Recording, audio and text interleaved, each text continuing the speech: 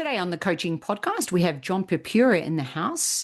Now, we are going to land the plane in this episode around some beautiful reframes. For example, we've got retirement becomes rewirement, and we've got boss becomes partnership. Jon is the founder of Elevate Advisory, a leadership coaching and advisory firm dedicated to helping leaders unlock their full potential. Following a 30-year career with United Airlines, Jon now works with executives and organizations to develop confident, impactful leaders who can create high-performing teams and cultures where people genuinely want to work. And, you know, the one thing I hear from so many coaches is that they love coaching, but they hate the marketing. So that's why I'm excited to partner with Sam for this season on the Coaching Podcast, the AI tool that takes the hassle out of growing your coaching business so you can spend more time doing what you love, coaching. Honestly, it's like having a marketing team in your back pocket. Check it out at trysam.ai. Welcome to the Coaching Podcast, coaching for success in sport, business, and life.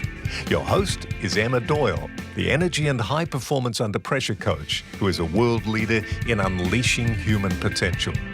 Each week, Emma interviews sports and business coaches from around the world, discovering the answers to what makes a great coach, providing valuable insights about the parallels and differences between coaching in sport and business, for coaches and leaders to drive continuous improvement and coach for success, whether it be in the boardroom, on a tennis court, or a sporting field.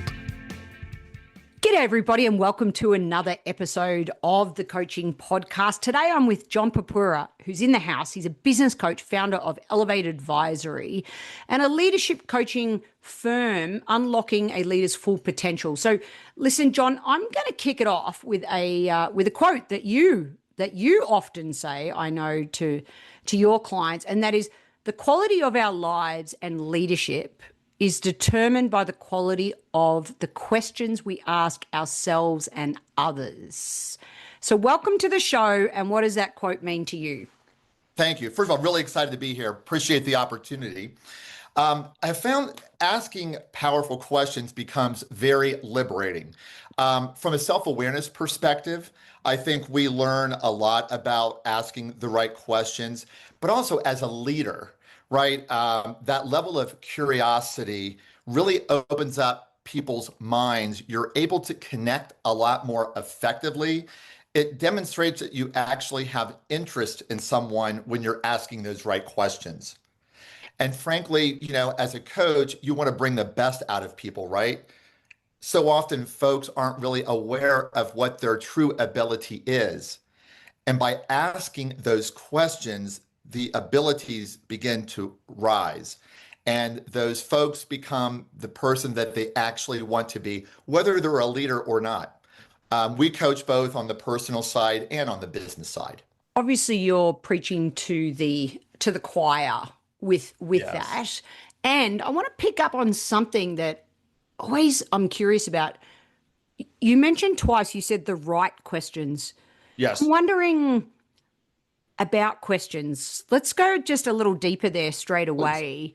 You know, is there such a thing as a right question? And can you give me some practical examples? Like, what are some of your favorite go-to questions? Well, that's a great question right there, frankly.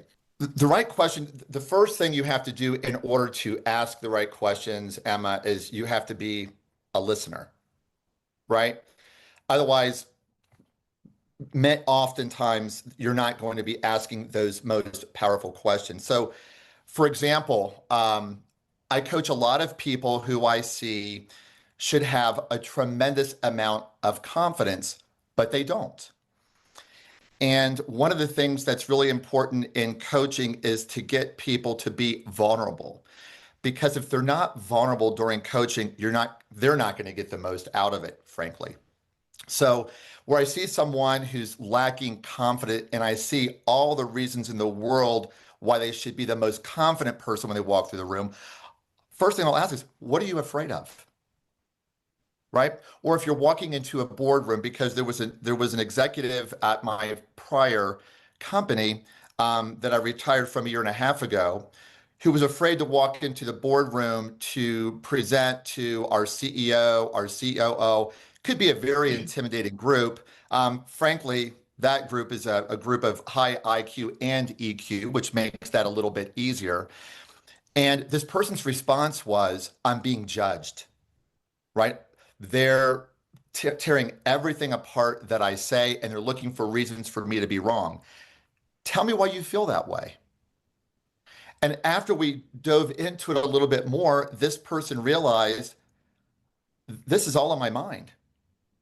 So it's good to follow up questions like that with a little bit of acknowledgement. For example, I told this person, you're actually one of the most respected people in the company. When you walk into the room, you by default command attention. You just don't realize it yet.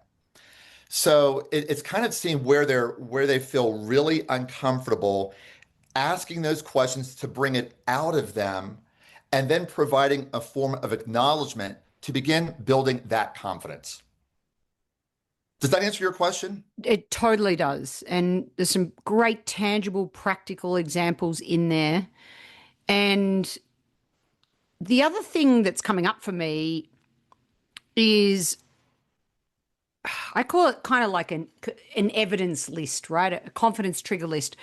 You build your confidence layer by layer, self-esteem, over time, right? Confidence equals time plus experience. My listeners have heard me sprout that formula many, many times over the years, because as we build it, and I know that you're a big believer in this you have to have self-awareness.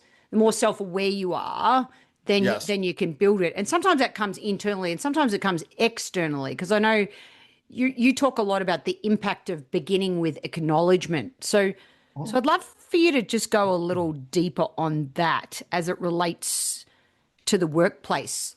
What specifically do you mean, and how does that impact confidence? So everybody likes to be acknowledged, right? It feels good. And by default, that gives you some sense of confidence. I'm being acknowledged for something good that I do, right? Now I feel better about myself. But I like to take that confidence much further, because to me, confidence is one of the most liberating things that a person can experience. Many of us know who Mel Robbins is. The let them theory, which I'm a big believer in, is why worry about what people think or what they say or what they do? And when you get to that point, Emma, you're at a point where the creative juices begin to flow, the innovation begins to flow, because you're no longer walking around worrying what everybody's thinking. You're just being your own person. And when you have the ability to be that, you are better at work, and especially as a leader. Because as a leader, with that level of confidence and asking those powerful questions, you're providing other folks to be creative, to be innovative. These folks want to come to work every single day, which is something that I'm very passionate about. I'm a big believer that you can create a culture where people can't wait to get up in the morning and go to work. But part of that is you have to have this level of confidence to be there. As a leader, I believe it's our responsibility to instill confidence. And where you see a lack of it, you have this psychological safety circle that you build where people are willing to be vulnerable so you can actually say what you observe without them taking offense to it. Right? For example, I love being wrong. I look for a reason to be wrong. It feels good. So say you and I are in a workplace together, and maybe we don't see eye to eye all the time. And qualities of many people are, I have to be right. But if you and I don't quite see eye to eye, and you see that I'm actually looking for a reason to be wrong, all of a sudden there's a connection. And through that connection, we begin learning from each other. Well, that's how it is in the workplace overall, whether it be with your peer or whether it be with a leader. But I've always said confidence is the most liberating, for me anyways, thing that I can actually enjoy. It makes me a better person personally, and it makes me a much better person professionally. If I had a dime or a 10-cent coin for every time over the years in chapter one in my sporting days, when a parent would call me and say, if only my child could be more confident. And Yes. I found always that such a fascinating statement because I think sometimes the missing piece as well in all of this. So, first of all, I hear you create the psychological safety. Once they're vulnerable, you can acknowledge what you see, call out blind spots, as well as call out their strengths to help Correct. build that confidence again Yes. over time.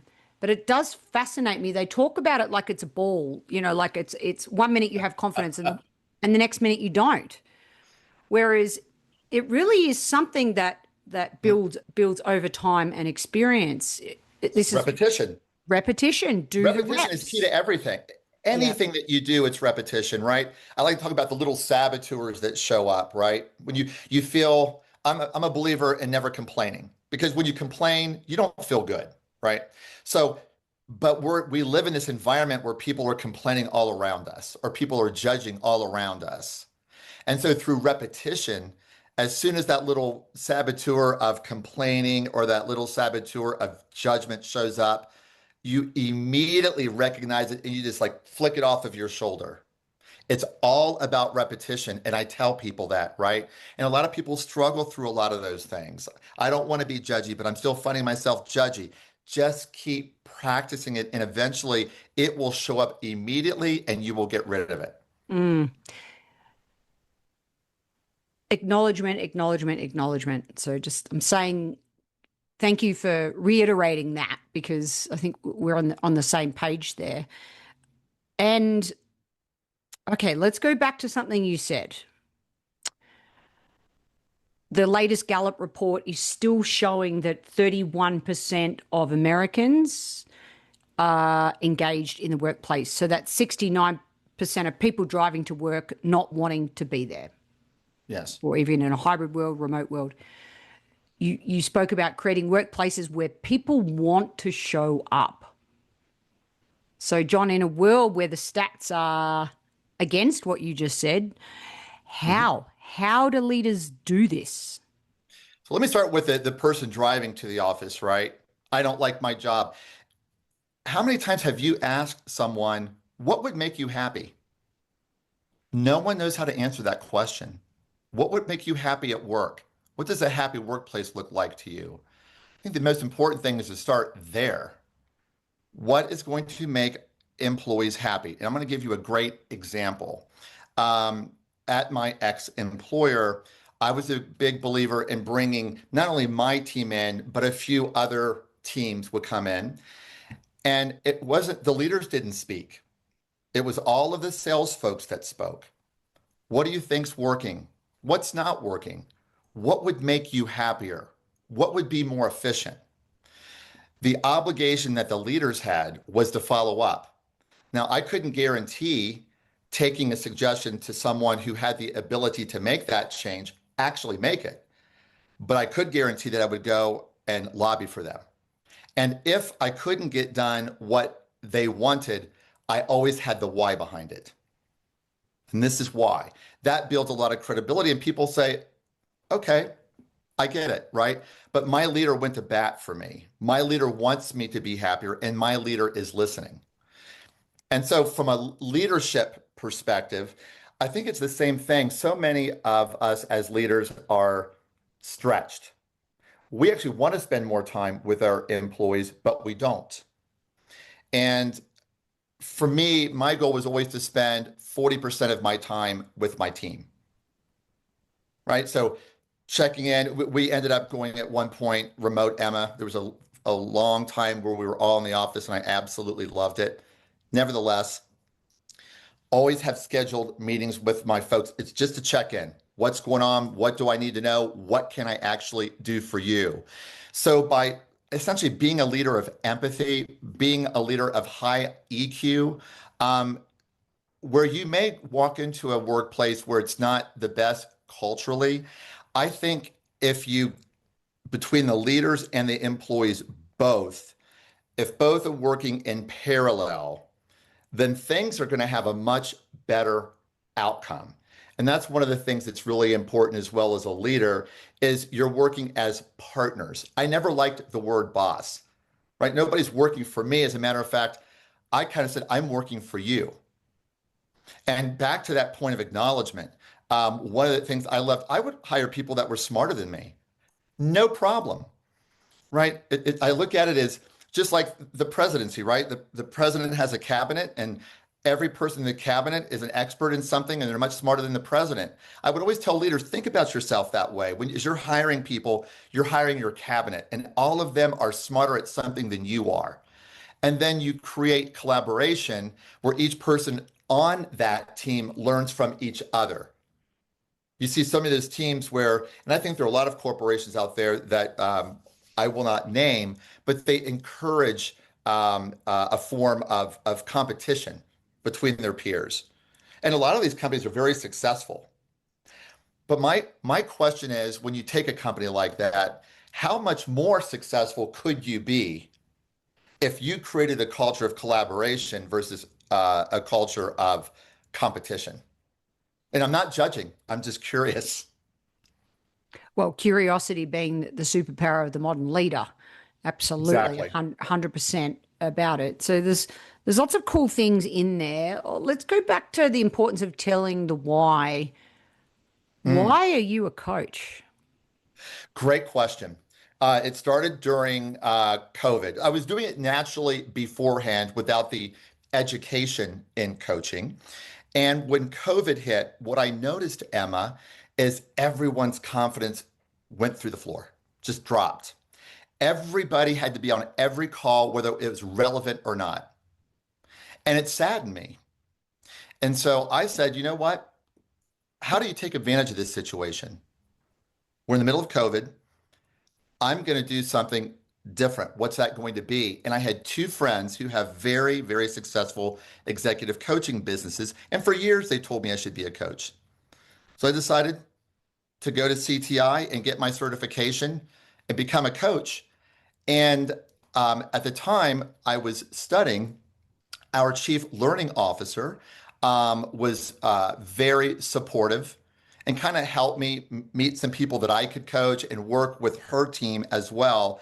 And I just fell in love with it. And I started doing it internally, even with some of our executives and their teams.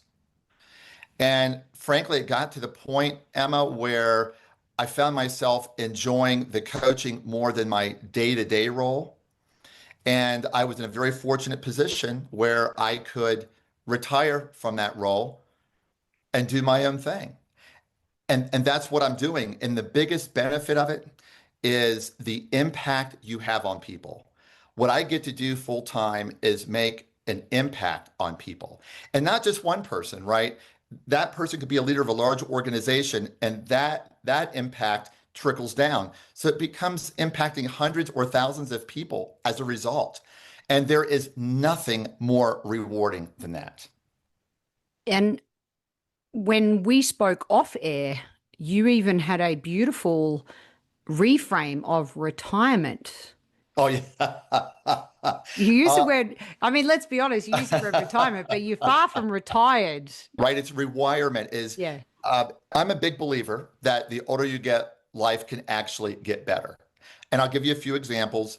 As we get older, naturally, we don't care what people think anymore. We can kind of do what we want to do. And so that's actually a gift. We spend time only with the people we want to spend time with. When we're younger or we're in, employee of a large organization, we have to spend time with people we don't want to spend time with. We have control, right, over what happens in our life now. And that's beautiful.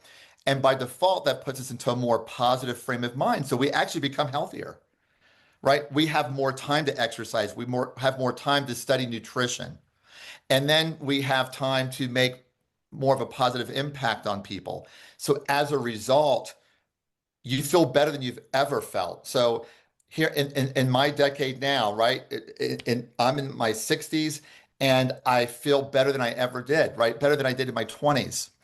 And so what we want to do at Elevate Advisory is share this with folks that are getting ready to retire, and I'll give you one great example, is pilots. Pilots have to retire at 65, right? And many of us are identified by our career. So here I am, a captain of a 787 Dreamliner, big job, lots of responsibility. I have to retire and I still want to fly airplanes. Now I'm no longer a captain. I've lost my identity. What do I do? So we are creating programs that set people up for rewirement so that it's actually better when they retire. The benefits of being with people you want to spend time with, being more with your family. There are so many better things after retirement as a result. We want to share that and get people prepared so that everyone can feel the way, frankly, I do. I feel blessed. And so we're very, very excited about this program, and we'll take it beyond the pilots, but we want to start with them. Retirement into rewirement. Such a Exactly. powerful reframe. Thank you. Thank you for sharing that. And identity, we're not defined by just our job title. And people don't follow people because of their title. They follow people because they want to, not because they have to. So with your 30-year career at United Airlines, so those of you who Yes. didn't know, there's a long time there at that company. What would you say, did you have a moment that taught you about this notion of a coaching leader being more important than the position itself? Did you have a Yes. moment? Yes. Could you I share that? did. I did. Yeah. So I was coaching one of our executives and his team. And it was right after an earnings call. So brought everybody into the room. And this leader, whom I love, was oblivious to what people thought about him. So little did this person know, every direct report that he had, folks were afraid to say, I don't know, right? Or I need help. And when I saw the impact that that coaching had on the leader and all of his direct reports, it was almost overnight. I realized at that moment, this is what I need to be doing. And so from that point forward, I had begun putting a lot more energy into the coaching and took more interest in the coaching. The other thing, Emma, I will say is I was coaching some individuals as well. And every individual that I coached got a promotion.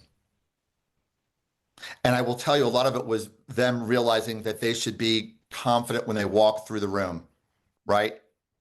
It was amazing. So I realize I find it much more gratifying to have an impact on people's lives than to make money for a big corporation. By the way, and I trust me, very thankful for United for 30 years. Loved every single day of it. Never even looked at it as work. But you get to a point where you think you can add more value doing something differently. Yep. Yep. And I guess what you're talking about there is executive presence in supporting people. It's not just about getting the raise or the promotion. It's about the process that you go through. Who are you becoming as a result of getting that promotion, right? So body language, eye contact, and Yes, huge. let's talk about rate of speech as that one really fascinates me. That's not we get body language, eye contact comes up a lot, but rate of speech, and I even slowed down there on purpose. I hope everyone could really notice that. But how do you help your people with executive presence, Oh, specifically as it relates to that? I'd love to hear more. beautiful. So rate of speech started for me when I was an air traffic controller, and I was speaking twice as fast as a controller should speak on the radio. So I had to slow my speech down drastically, and it was very uncomfortable. But that's where it all began. Now, did I start talking fast again when I left air traffic control? Yes. But what I found over time is when we're nervous, we speak faster. And when we speak faster, we start to lose control. And when you lose control, you lose credibility. So when you slow down, you have more control. It's great to pause for a moment before continuing.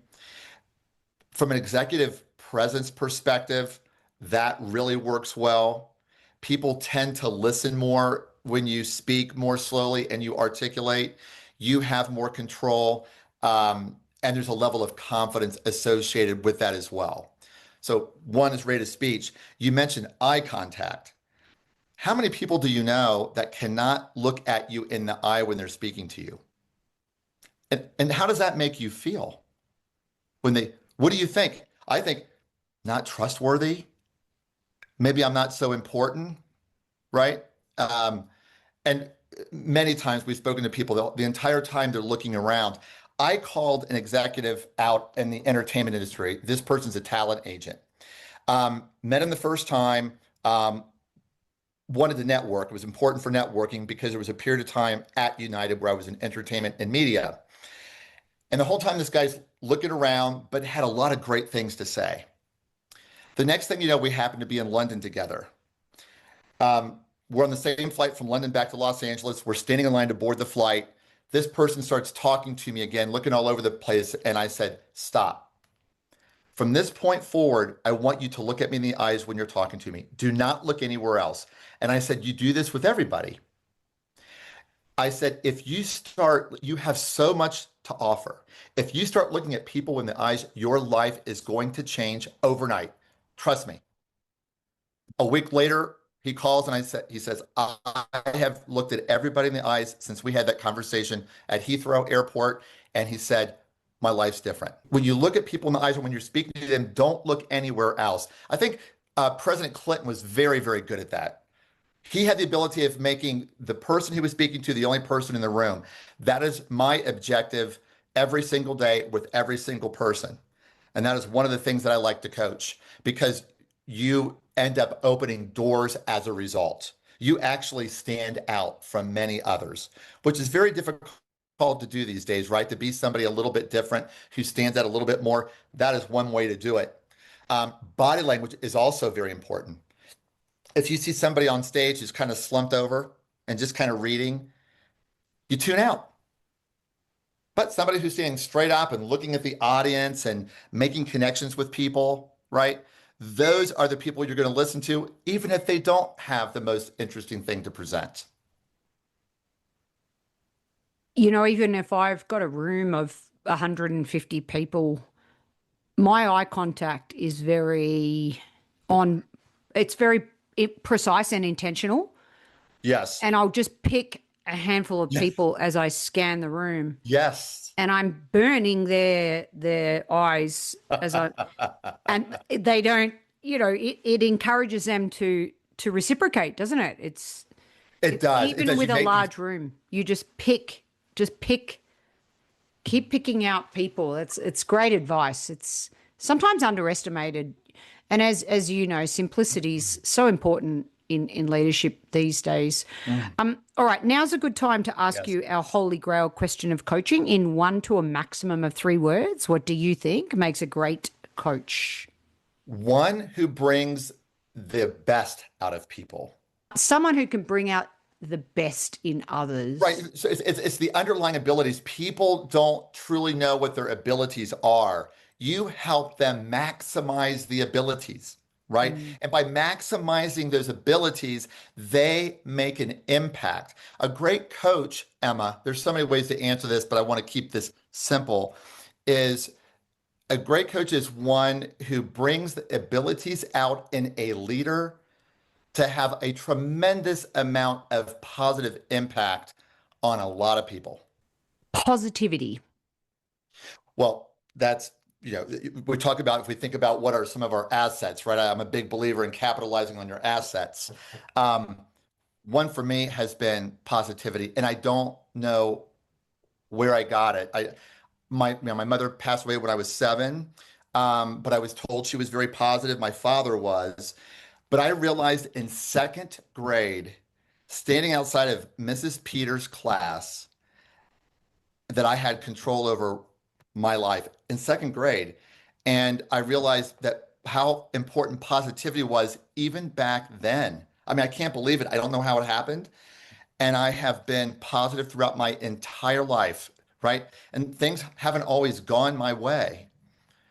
But, for those folks that may struggle with positivity a little bit, one of my recommendations is just take a step back. You'll always find a reason to be positive about something. Maybe not about that particular situation, but you will always find something to be positive about. And it goes back to what I said a little bit earlier with you is repetition. You train yourself. And me being positive, it has done very well for me. I've had a great life, and a lot of it has had to do with that, but it's also being contagious with your positivity, right? You spill it over into other people. And I've seen it over and over again. And it's just like being a great coach where you work with a leader to make a really great impact. It's the same thing everywhere you go, even going to the grocery store, right? And just bringing a smile to the cashier, positivity.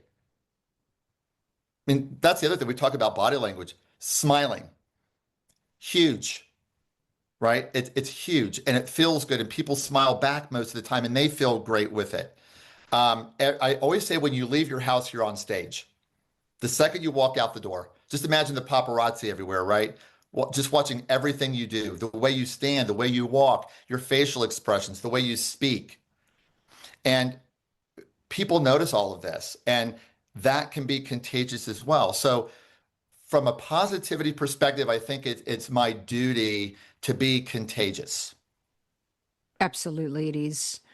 Absolutely. And positivity breeds positivity, and where your energy Yes. goes, your attention flows. So listen, as we land this episode onto our runway of positivity, I think my last question, what's coming up for me, especially as I launched one of my new workshops last week about leader as human in the world of AI, Mm. there really was a great robust discussion in one of my workshops that the future of many companies may not have humans, and it kind of broke my heart a little bit. Where do you see Mm. HI, human intelligence, human impact, human intuition living alongside AI? And do you think that that will be the way of the future? Well, I think AI is the way of the future, but from a thought partner perspective, not taking my job, but how do I work as a partner with AI, right? You still need this human interaction, right? We will still be needed, but we as humans can be much more efficient or look at things from a different perspective if we use AI the right way. For me, I know what I want to talk about. I know what I'm thinking, but it's great to have this partner over here. So, and I'll give you one example. When I coach, I always reach out to my clients ahead of time, a couple days before. What's on your mind? Anything in particular you want to speak about? Because I want to start thinking about it, right? And I may use AI as a thought partner. This is what's going on with my client right now. What would make me the best coach? This is what I'm thinking. And then after the session, Emma, I'll write a recap, right? And AI helps me write a really good recap. It doesn't write it for me. It just helps me write it better. And so if we can embrace AI from that perspective, then we'll do quite well. But there are a lot of folks out there that are afraid of AI. And I think a lot of that is because they haven't used it yet. And so often people don't even, create their own thoughts on something. They just look at everything on social media. They don't have their own opinion. So they just see things on social media about AI. So just take a step back, and embrace change. That's the other thing, right? People are so afraid to embrace change, but we have no choice. So when you don't have a choice, if it's something you can't do anything about, embrace it.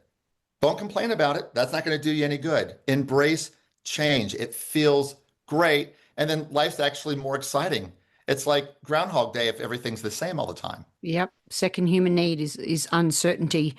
Oh, and one thing I did want to ask you about, I'm wondering if does your top 5 assets framework relate to what you spoke about earlier in terms of acknowledgement of our strengths? Is that what you mean by that? If you could just maybe, really land the episode for me Sure. around, I think that'd be a great way for us to finish, especially as That's great. relates to positivity.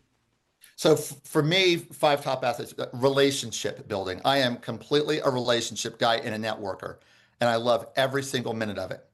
More optimistic than most.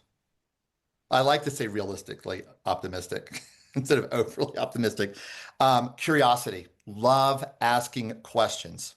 Love it. And frankly, for those listening, a lot of people probably not are afraid to ask questions. People are going to think I'm stupid because I'm asking. Inevitably, the person who asks the most questions are usually the smartest, right? I'm big on that. Communication is absolutely key.